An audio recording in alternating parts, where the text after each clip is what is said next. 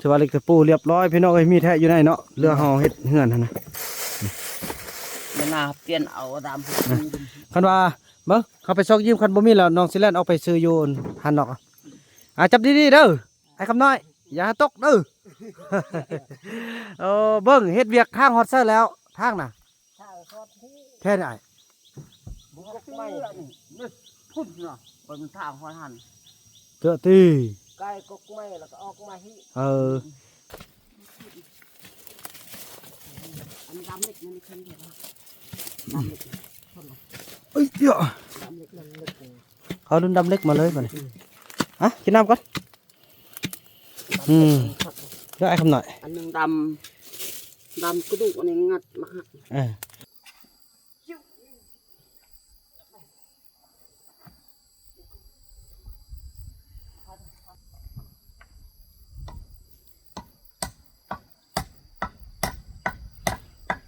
พอมันจำเลยเด้อจำฮัน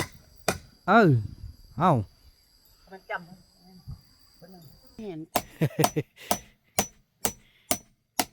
นั่นบ่เทิงซ้ำได้แล้วบ่ได้ละมีแต่อันนี้ไปเมียนไว้ใส่ของไทยเฮาเด้อบ่ให้ในสร้างขอบใจ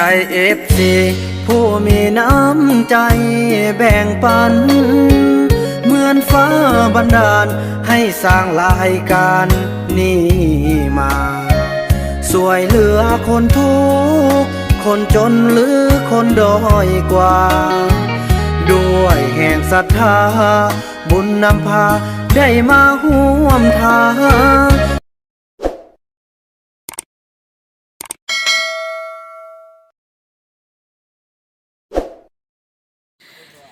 สบายดีท่านผู้ชมคลิปนี้เนาะก็ถือว่าต่อจากคลิปEPที่แล้วถือว่าไอ้เฟืองมอบหมายหน้าที่ให้ทางบ่าวคำน้อยแล้วก็ไอ้คูนไอ้นู่นเขาเนาะตัดพี่น้องเอ้ยตัดอันไม้นี่เขาจะไปเฮ็ดเศร้าป้าไม้นี่เป็นไม้พวกตีไอ้แค่มันเดินแข้งหน่อยนึงเฮ็ดโซ่ข้าวเขาให้มันได้คุณจะพี่ก็เอาเนาะเอาความใหญ่แล้วก็ความมันนั่นมันพี่น้องเอ้ยอันนั้นก็จะกลับขึ้นมาตกแต่งละเอียดให้มันงามตึมโอ้ช่วยกันเด้อไอ้คำน้อยเด้อบ่ต้องอีกย่นลุ่มเลยเ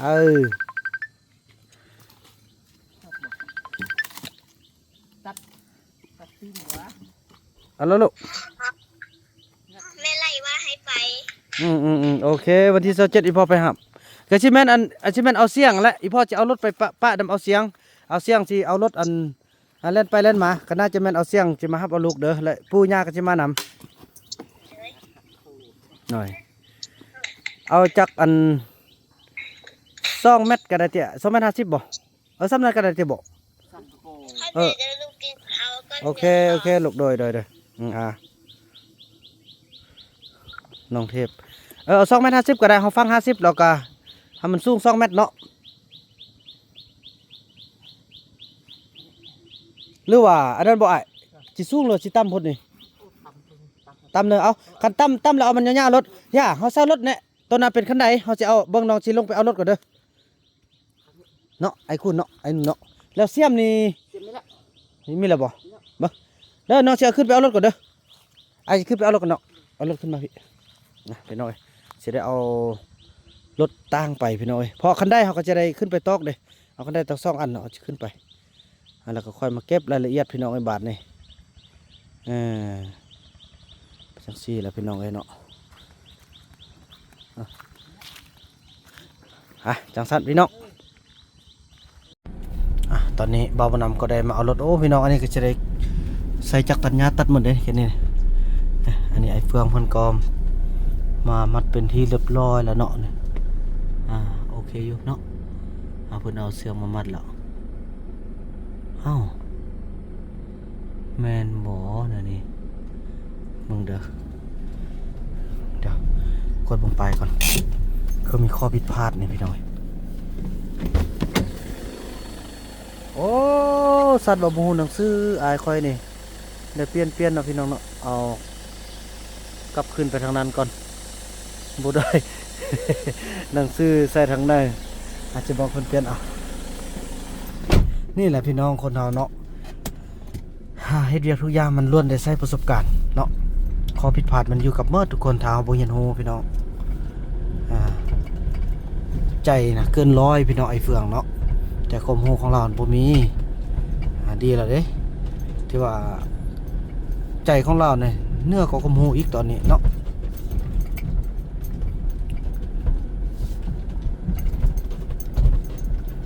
ตอนนี้น่าจะเอานี่ตัดไว้นี่แหละ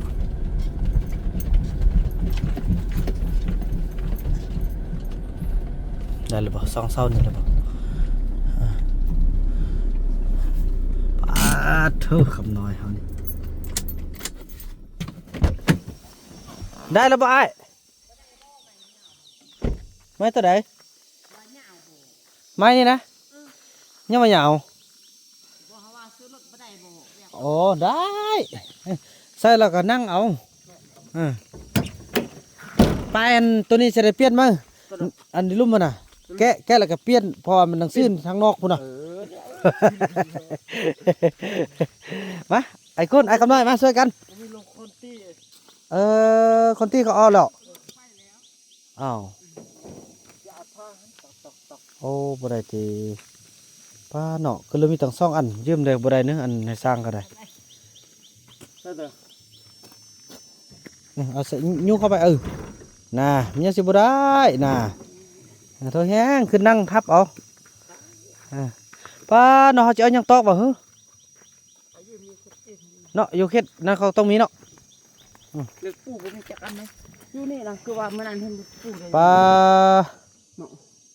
นี่วะ มี โอ้บังกระเจยนี่สนะบังกระเจยนี่รถ บ่เห็นบันเทียบมันจับบังพากันยกขึ้นเลยยกขึ้นได้แล้วพากันนั่งเต็งขั้นได้ก็เอาขึ้นมาแหละวะเอาไปเลยไอ้ไปแก้ไขบางเท่าได้กายได้ก็เอาว่าบ่ได้เด้เราช่วยกันเล็กๆน้อยมันเป็นนั่นดอกบ่แม่นรถบ่แม่นเฮายกดอกมันรถยกเองโอ้ค่อยเดินน้องเด้อได้ผู้เบานักเรียนมาช่วยมื้อนี้เนาะ ผู้เบานักเรียนมาช่วยกันไปเอาอันลิตรปุ๋ยในก่อนพี่น้องคือว่ามีแท้แหละเนาะถือว่าลิตรปุ๋ยเรียบร้อยพี่น้องเอ้ยมีแท้อยู่ในเนาะเรือเฮาเฮ็ดเฮือนหั่นนะมันน่าเปลี่ยนเอาตามคันว่าเบิ่งเขาไปซอกยิ้มคันบ่มีแล้วน้องสิแล่นออกไปซื้ออยู่หันนอกจับดีๆเด้อไอ้คำน้อยอย่าตกเด้อ เบิ่งเฮ็ดเวียกข้างฮอตเซอร์แล้วทางน่ะแค่ไหน บุกไม่นี่พุ่นเนาะบนทางฮอดหัน เจอตี ใกล้กกไม้แล้วก็ออกมาฮิบ่พักตัวหรอกแล้วต่อบุอื่นต่อไปแล้วก็ทอดนี้จะได้เอารถมาดูดเป็นแถวได้พอแม่จันดาลีเพิ่นสิช่วยเฮาดูเป็นแถวคืออยู่ลุ่มหั่นแล้วก็สิปลุกเป็นอันลักน้อยๆของพระของมันหั่นอันในแขกมาเที่ยวแต่ว่าท่านใดที่ว่ามีจิตใจพี่น้องอยากสร้างเป็นที่ระลึกไว้เนาะแม่จันดาลีเพิ่นจะเปิดเส้นทางให้พี่น้องเนาะไปพูนจำพุ่นละพี่น้องเอ้ยเพิ่นจะช่วยจำนวน500เหรียญพี่น้องเนาะก็ถือว่าจะให้มันเป็นปลูกผู้ใดมีอยากปลูกกับปลูกเป็นเวลามาย่ำเบาผู้นำพี่น้องก็จะได้มานอนเฮือนพักเฮือนมันเนาะก็จะต่อระบบน้ำขึ้นมาทุกอย่างจุทางลุ่มกับพากันเบิ้งกันทางลุ่มทางเทิงกับมาเที่ยวทางเทิงพี่ ไอ้คำน้อยได้อยู่เทิงแล้วเนาะเป็นไอ้ในคำน้อยเป็นในบ้านอยู่เทิงไอ้ในบ้านขี้เมาอยู่เทิงอันนี้เป็นในบ้านอยู่ลุ่ม พี่น้องไอ้เนาะเดินทางพี่น้องเอ้ยถือว่าทางนี้สำเร็จเนาะทีมงานเราอันนี้ก็เป็นเครื่องที่เอามาเต็มคืนก็บ่ได้เอาลงเรือพี่น้องเอ้ยโอ้ดีใจมีอันหลุดถือว่าก็เป็นการช่วยเหลือในงานใหญ่ที่จะเก็บมาถึงได้พี่น้องเอ้ยเนาะเพราะว่าได้ใส่ปลาแดกแป้งนัวได้ใส่ผงชูรสได้ใส่ทุกอย่างในการปรุงแต่งอาหารพี่น้องโอ้นี่จะได้มาตัดกันเนาะ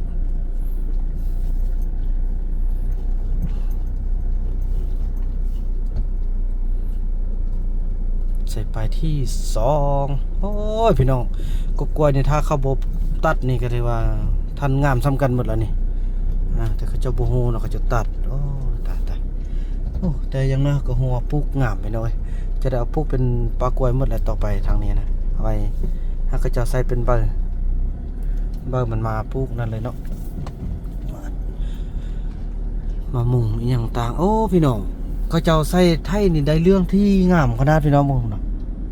สาลีเขาเจ้านะโอ้พี่นายเขาเจ้ามายอดให้เดี๋ยวนี้นะเนาะเขาเล่นได้กับยาเลยงามบิลีพี่น้องไหม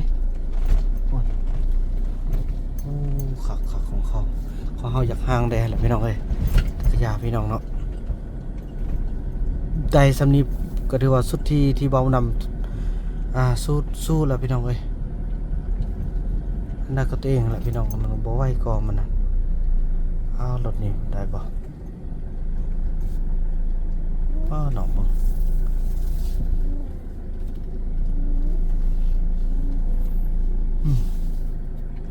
ดึกได้อยู่บ่นี่ทางนี่ก็ทางแม่จันทรีเขาได้ดุดพี่น้องเลย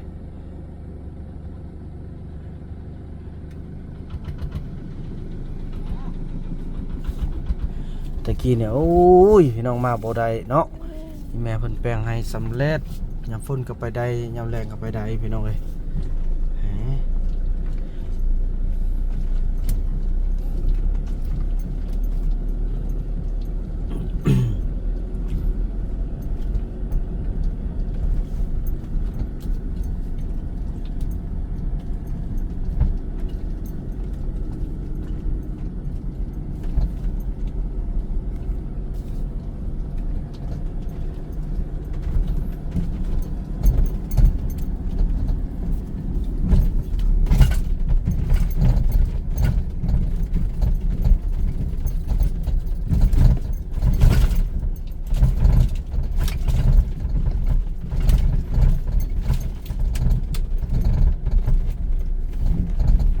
บ่มีคนอยู่สิได้ออกไปซื้อแท้นั่นนี่นะ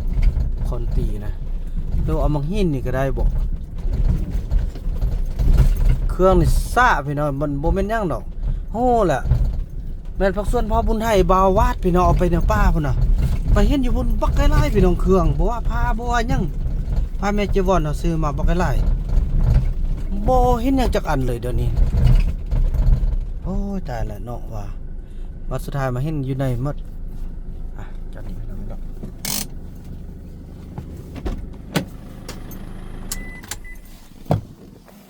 ไอ้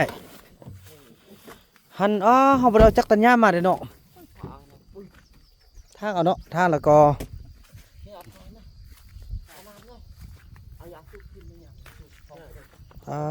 แม่คนมาเยียบได้พี่น้องนี่ห้อยตีนดีดักคักแน่ได้นี่โอ้สัตว์สัวเนาะคนเฮาก็ได้ไหมหอยเกือบนี่ดีแต่มันบุลุพี่น้องเลยโอ้ยยาพอดพี่เนาะก็มาพี่สัตว์สัวแถวคนเฮาก็ได้เนาะเบ้อเสียมเอามาละเอาเสียมมาดูปวดกาบเสียมเข้าได้บ่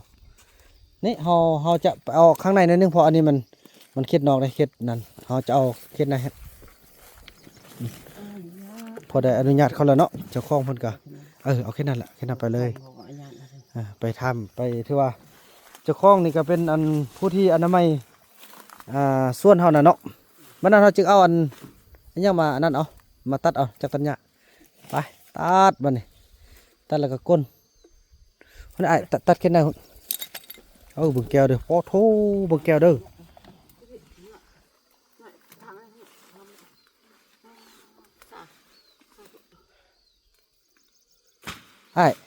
ไอ้น้องว่าเอาขึ้นตึ้มเลยนึงบอกพอตอนนั้นยานเขาซีนเฮ็ดทางเลยเด้ยานเขาตัดเส้นทางมานี่จะได้ทึกนี่สำเร็จอันนั้นพุ่นมันรถอันบรรดารถลากรถยังเขาสิมาค้นอันท่อนี่โอ้เฮาต้องคิดในตัวหน้าพี่น้อยย่อมีคุ้มตัวนี้สิสั้นกะเอาเทิงเลยพอมันหันเขาก็จะบ่ได้ทางยังเลยแหละแล้วก็ไก่คนอีกบ่อนันที่ว่าเขาจะมาเยียบมาอึดนะ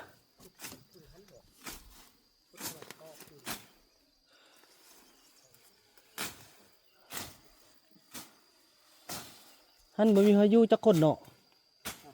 อยู่หันนั่นเนาะ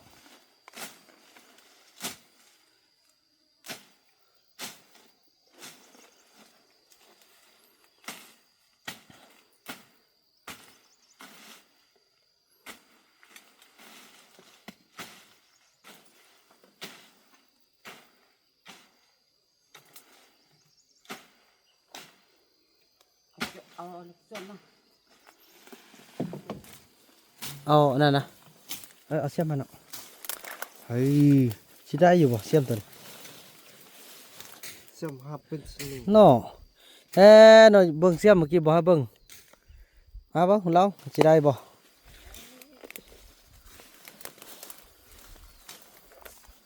มาสมมุติมายืนข้างนอกเบิ่งไปโธ่อันนี้เลือกดูคำนวณเป็นรูปใด เฮาฮับของเฮาหอยจุดไฟนี่ ฟาดเนอ ตอนนั้นอยู่ป่าเลยเนาะ อันนี้กับแม่อิมไน เออ บาวาด เออ แล้วก็อิลี เออ กับบาวาดแต่3คนกับแม่ อันนี้ผู้ใดนี่ อันนี้ของเจ้า ผู้งามบ่ งามหั่นนะ โอ้อยากงามแบบนี้บ่ เออ นี่แหละพี่น้องสุดบ่าวบ่นำเนาะเข้าไปทำอิฐเกือบพี่น้องเอ้ยเนาะ กับอันนั้น อันนี้ผู้เพิ่นอุปถัมภ์อันนี้น่ะอีพ่ออีแม่นี่ จะทำ ผู้เพิ่นช่วยเพิ่นเฮาจะตั้งเพิ่นเนาะพี่น้องเนาะพอขี่รถมาให้มันเบิ่งให้มันแทกละเอียดดีๆเด้อเอาพอดีบ่นั่นน่ะเนาะพอดีเป๊ะเลยสีเข้าไปพุ่นพี่น้องเอ้ย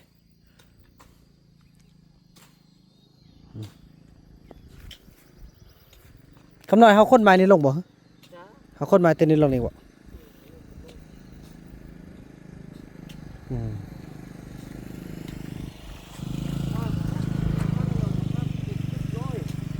อืมไม้ในยานมันสิสูงหมดบ่โอ้ไม้นี่สูงแท้พี่น้องเอ้ย ไม่นี่เบ้าก็ เบาเนอะเอาอันนี้เอาก่อนมาห้ามซื้อกันอันนั้นแหละพี่น้องเอ้ยเบานำจากขออนุญาตพาบ่าวคำน้อยคนไว้นี่เนาะแล้วก็จะได้ไปซื้อคอนตี้ได้เนาะซื้อซะสิพี่น้องเอ้ยเนาะพออันนั้นก็ต้องได้ซื้องานอยู่หลายอันอยู่ฮะแล้วพี่น้องมาเบิ่งดินมันก็ซัมซุงเขาก็ต้องตัดลงเนาะก็ทบิดขึ้นว่าสิเฮ็ดอยู่ลุ่มพี่น้องเอาไปมาอยู่หั่นมีคุ้มพี่น้องเอ้ยเนาะอันนี้แหละเขาว่านะคัดกะแต่ว่าบ่มาลงพื้นที่ตัวจริงบ่ฮู้ว่าอันใดเป็นอันใดเนาะมาเบิ่งให้เป็นคุ้มคนบ่ได้ก็ยับขึ้นไปถึงแล้วมันสูงแล้วฉะนั้นก็จะใส่แต่2เมตรพี่น้องเอ้ยเนาะใส่2เมตรยืนต่อให้มันพอดีเลยจังซี่แหละเดี๋ยวสิเอาไปซื้อเล็กตะปูอันซื้อของกินพี่น้องเอ้ยเนาะเอาไปซื้อของกินไปเพ็ดน้ำประเภทอันย่างตั้งมาให้ทางทีมงานเฮาเนาะแล้วก็คอนตี้เพาะจัดสารพี่น้องเอ้ยเนาะเดินทางมาฮอดนี่แหละน้องเอ้ยเนาะ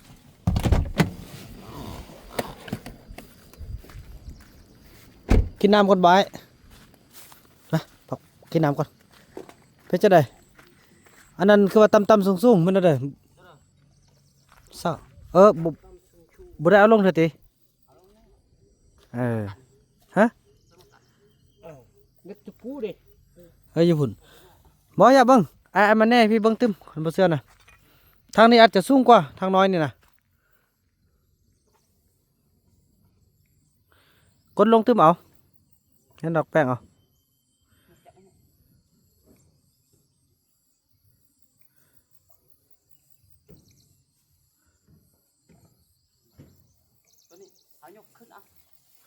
บ่เอาตัวน้อยลงเอาไอ้ให้มันแน่นมาหินวะเอา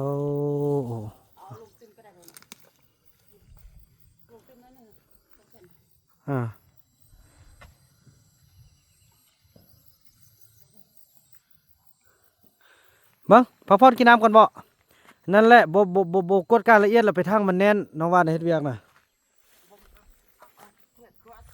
โอ้เจ้าแทกพุ่นจะบ่มาเบิ่งอยู่ลุ่มพี่มากินน้ำก่อนมาลงมาเรือไปกินเทิงหมดเลยมาสั่น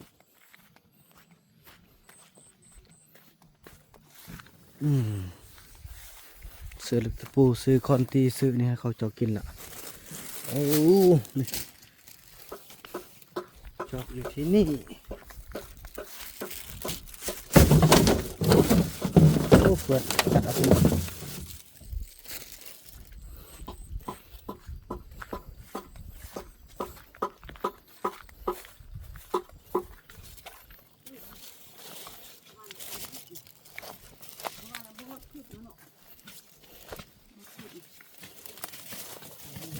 ำเล็กมันคันเดียวดำเล็กคนละ เอ้ยเดี๋ยว ดำเล็กเล็ก เอารุ่นดำเล็กมาเลยมาเนี่ยอ่ะกินน้ำก่อนเดี๋ยวไอ้คำหน่อย อันนึงดำกระดูกอันนี้งัดมาหัก เนี่ยมีมีดบ่ มีดลุ่ม ไอ้คำหน่อยไปเอามีดไปยี่ใส่ ผ่าอยู่หัน ไปเอาผ้าไป โอ้ย ตัดในเฮ็ดกระป๋อง เป็นต้องเส้นนะมันคันบ่มีมาหินมาเกี่ยวนะ เขาลงไปแล้วเขาขุดบอลหนึ่งนำไอ้นุ่นนึ่มคุณแทบบ่มีเอาไว้ พี่น้อยคิดนี่มันลุบเนาะมันลุบคนบ่ได้เนี่ยอะไรเธอมันก็จะโดดเด่นแต่มันสูงเลยเนาะมาพอดีเลยมาเราก็เอาพยายามเอาจักรตันยามมาตัดตามนี้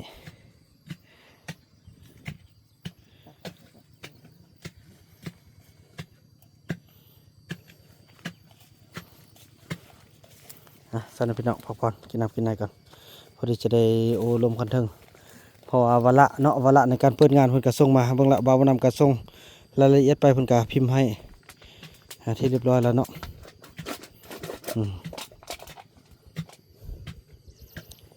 วาระมอบรับโครงการก่อสร้างเฮือนเผากรีเนาะบ้านพลทองวันที่17 เดือนมิถุนายน 2025 เนาะมีคณะรับผิดชอบมีเนื้อในมีเวลาก็ผ่านแล้วก็คณะที่เพิ่นก็เซ็นออกให้ทางเจ้าเมืองเซ็นหับเนาะพี่น้องเนาะแล้วก็ตามนี้เด้พี่น้องเอ้ยไปกินน้ำกินได้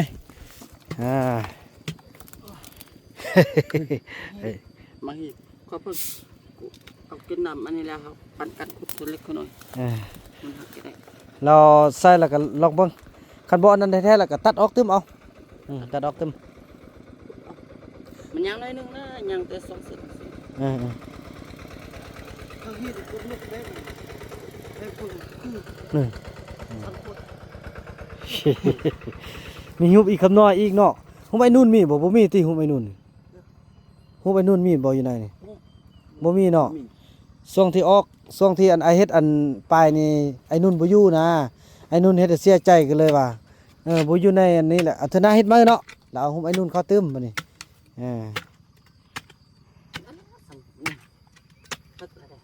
นอกจะไปยืนอยู่ลุ่มมันเบิ่งอ้ายเป็นผู้ยกขึ้นเด้อพาไปซื้อ สำเร็จไปอีกขั้นเด้อน้องสิไปอยู่ลุ่มเบิ่งเด้อพากันยกขึ้นเบิ่งเด้อคำน้อยไอ้สิไปแห่งลุ่มก่อนเด้อ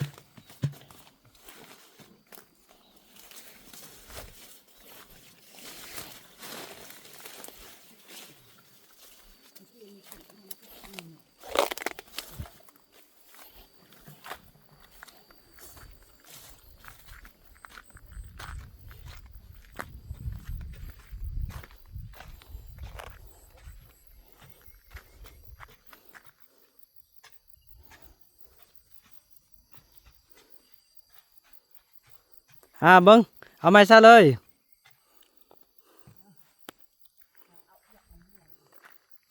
เอาพอดีป่ะวันนี้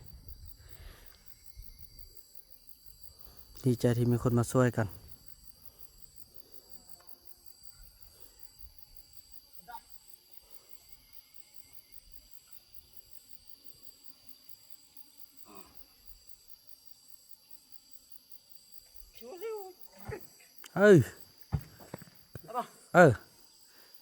อยากตั้มโพดนะเบิ้งคิตตี้ยกไปขึ้นดูบันนี้ยกไปขึ้นไอ้คำน้อยสองข้างขึ้นเบิ้ง ปนันนะ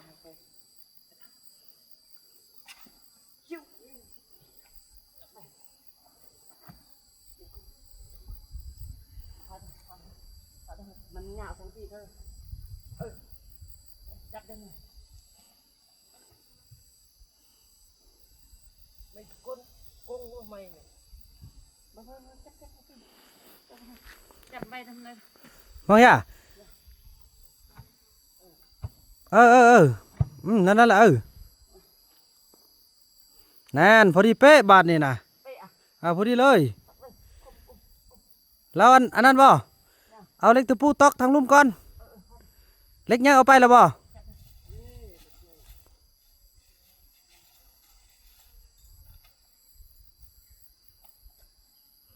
ต้องมันคำก่อน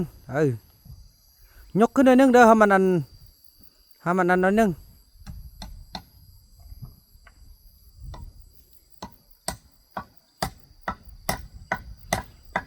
พอมันจำเลยเด้อจำหันเอา มันจำ พาทบใส่หน่อยนึงก็ได้คันบ่ทบแล้วมันสินั่นได้แล้วบ่เล็กตะปูน้องซื้อมาไหมก็เล็กใหญ่ก็อ้าวนี่เบิ่งแต่พูดแล้วบ่เบิ่งอันนี้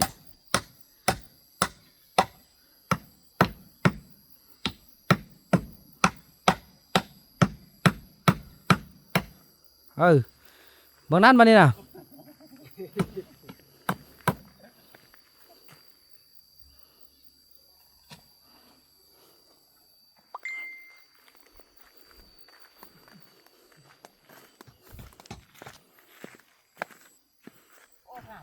พอดีบัดนี้นะ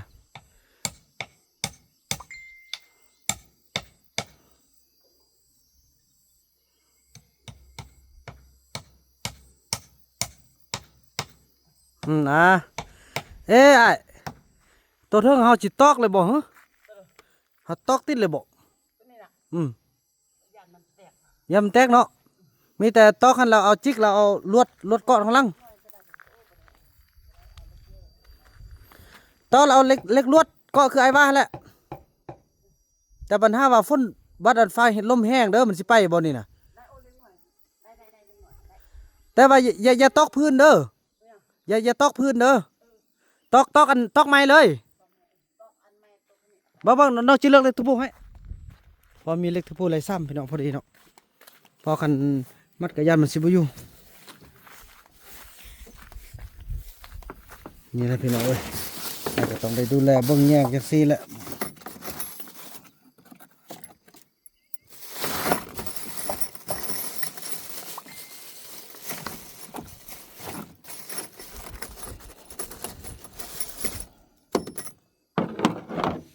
เอาจักไล่ป่ะสี่ก้อนขนาดนั้น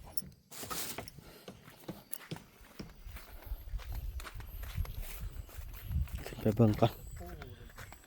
ได้ละเบิ่งไอ้ขึ้นไปเอาอยู่พี่เบิ่งมันซื้อละมันนี่บัดออกมาแล้วพักกันทางนี้ออก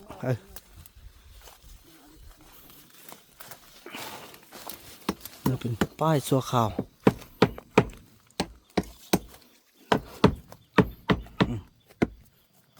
บ่แม่นเล็กน้อยพวกเล็กน้อยอันนี้เยอะพูด นี่ไอ้ นี่เอามาไป จะจิตอกตัวใด อันนี้นะ บ่ให้ทึกแพทย์นี่เด้อแพทย์นี่บ่อยู่ เนี่ยเขาตอกกิ๊กตัวนี้ลง นี่พาเนาะยะนั่นนี่ไอ้นี่มานี่ตอกซันนี่สัตว์เขานี่เลยบ่ ได้ เทิงบ่ ได้เท่งนี่เล็กนี้เยอะ หรือว่านั่นนี่บ่น้องจะว่าสิสักมันก็สำนักพุ่นนี่เอาแบบนี้เลยเอาตอกเลยจับเดินเด้อเอาเบิ่งเบ็ดเขาน่าตึมได้ยันมันสิบ่ถึกเอานั่นนี่จิเลียโอ้ไม่ได้เอาจิเลียหั่นบ่มันจะได้จิเลีย แม่น นั่นบ่เทิงซ้ำป่ะบ่เทิงบ่เทิง เขาตอกใหม่โอ้โหมันเล็กๆนะ ฮะ ถึงท่า เทิงบ่โอเคเติมบางนั้นอันนึงบ่ให้มันฟ้าลมเลยแล้ว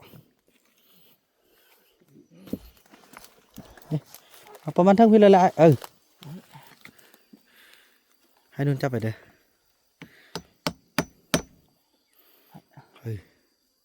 ลึกเงี้ยมันสับเงี้ยโพดเนาะตอนนี้พอดีแล้วเนาะ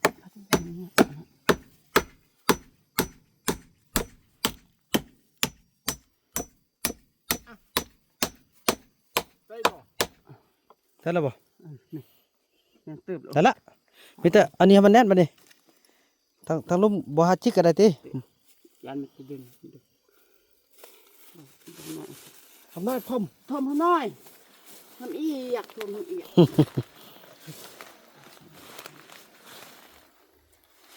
ถึงบ่ อย่างนี้สิ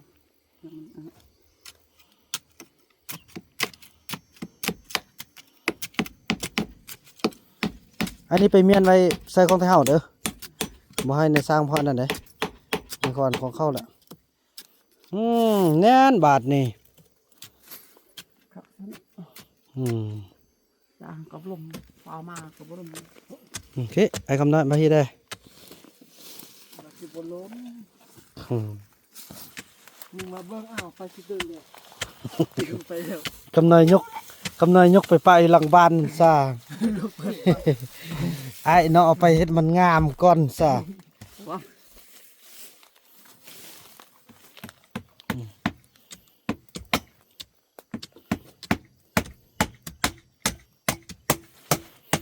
สำเร็จเอาอันนั้นลงไปเลยเด้อน้องนะอันนั้นนะไปพอละบัดนี้ถอยแห้งแล้ว ทางอันนี้มีทาง ทางโอ้นี่พอทางนั้นออกไปพาดวงเดียวติ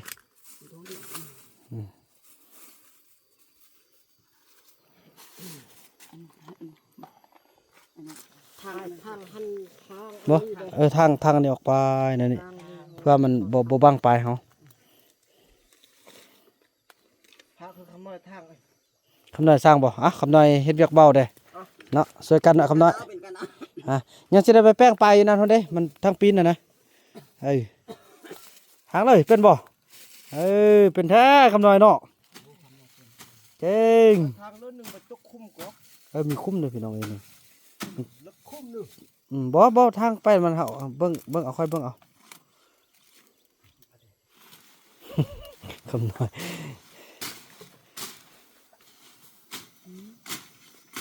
เป็นไงมันจะพัดไปนี่อันนั้นตกหันทำซักทอหันทำบ่ถือบนนุ่งกางเกงอีก แกบนปากคอยตะลงเย่งเลย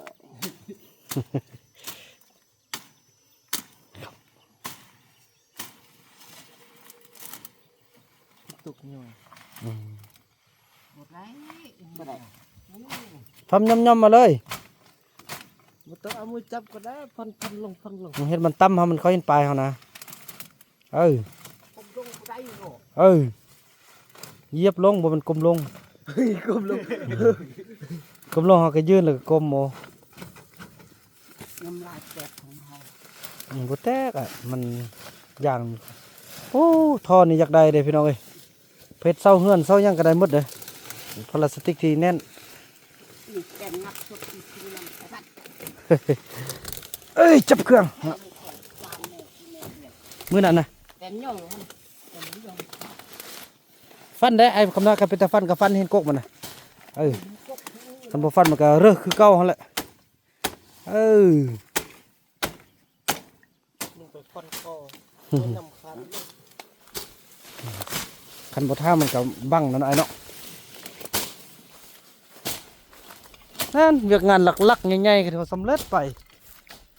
ในการตกแต่ง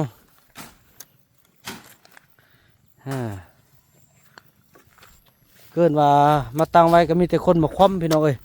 ตั้งไว้ก็มีคนมาคว่ำคนมาขึ้นมาเยียบมานั่นโอ้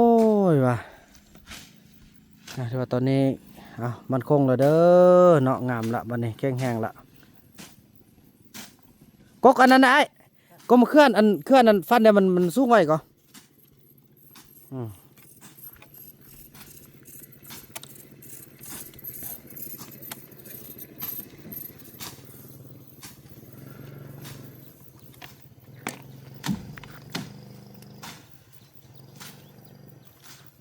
โอเคพักผ่อนไอ้มาขึ้นรถบัดนี้กกอันนี้กกนี่ได้กกกิโลได้นี่ได้คิดนี่กดมามันน่ะให้มันเขาเห็นปลายดิ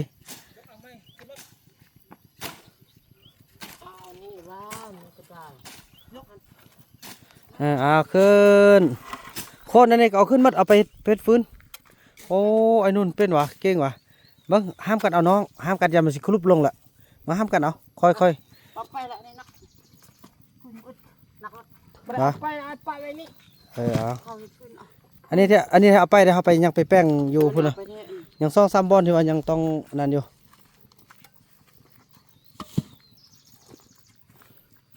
พี่น้องเนาะสำเร็จภารกิจพี่น้องเอ้ยถือว่าคลิปนี้บ่าวนำจะขออนุญาตจบคลิปกันสำนี้ก่อนพี่น้องเอ้ยเนาะในการที่ว่าสร้างป้ายถือว่าสำเร็จกันไปแล้วเนาะเกี่ยมตอนรับวันที่27ที่จะมาถึงพี่น้องเอ้ยเนาะมีระดับคันการนำศูนย์กลางเนาะลงมาจนฮอดท้องถิ่นพี่น้องเอ้ยมีบรรดานักร้องมีบรรดา YouTube ทั่วทุกภาคเลยพี่น้องเนาะมารวมตัวกันที่นี่มาแสดงความยินดีกับพี่น้องพ่อต้องเหลืองเฮาพี่น้องเนาะถือว่าคลิปนี้บ่าวนำขออนุญาตจบคลิปกันเพียงสำนี้ก่อนแล้วพบกันไหมในคลิปต่อไปเด้อคลิปนี้บ่าวนำขอกล่าวคำว่าสบายดีกินอันน้ำนั่นเด้อเอาไปแป้งนั่นก็เนาะบัดนี้เนาะ